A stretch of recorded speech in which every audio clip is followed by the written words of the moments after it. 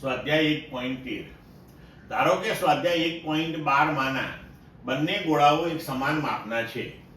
ત્રીજો તેમના જેવો જ પણ વિદ્યુતભાર રહિત ગોળો પ્રથમ ગોળા સાથે સંપર્કમાં લાવી ત્યારબાદ બીજા ગોળા સાથે સંપર્કમાં લાવી તે બંનેથી દૂર કરવામાં આવે છે. હવે એ અને બી વચ્ચેનું નવું અપાકર્ષણ બળ કેટલું હશે? બરોબર, આપણે બંને ગોળા વચ્ચેનું અંતર આગળના સ્વાધ્યાયમાં જે લીધું છે એ જ લઈશું. ચાલો હવે આને ઉકેલીએ આપણે. તો જુઓ, ગોળા એ ઉપરનો વિદ્યુતભાર Q, બરોબર, અને ગોળા સી ઉપરનો વિદ્યુતભાર 0 છે. હવે એ અને સી ને આપણે જો સંપર્કમાં લાવીએ તો બંને ગોળા સમાન પ્રકારના હોવાથી વિદ્યુતભારની વહેંચણી સમાન રીતે થશે. એટલે કે Q વત્તા 0 ભાગ્યા 2 એટલે બંને ઉપર Q/2 થશે.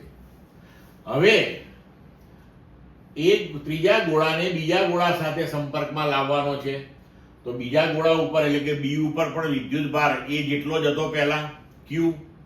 હવે સી ઉપર Q/2 છે તો હવે બી ઉપર Q, સી ઉપર Q/2 ને બંનેને જો સંપર્કમાં લાવીએ તો બંને પાછા સમાન પ્રકારના હોવાથી વિદ્યુતભારની વહેંચણી સમાન રીતે થશે. એટલે કે Q વત્તા Q/2 ભાગ્યા 2 એટલે હવે બી અને સી બંને ઉપર 3Q/4 થશે. હવે આપણે એ અને બી ને એકબીજાથી પાછા આર અંતરે મૂકી દઈએ તો હવે પરિણામ સ્વરૂપ શું થયું? એ ઉપરનો વિદ્યુતભાર હવે Q/2 છે અને બી ઉપરનો વિદ્યુતભાર હવે 3Q/4 છે. ફરીથી હવે આપણે બળ ગણીએ તો F બરાબર K Q/2 3Q/4 upon R². એટલે આ થશે 3/8 KQ² upon R².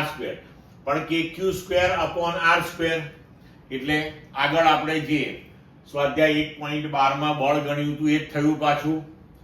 તો આના બરાબર 3/8 KQ² upon R² એ આગળનું મૂલ્ય 1.521 × 10⁻².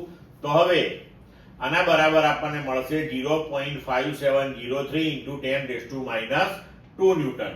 એટલે આપણે આને લખી શકીએ 5.7 × 10⁻³ ન્યૂટન. ક્લિયર મિત્રો?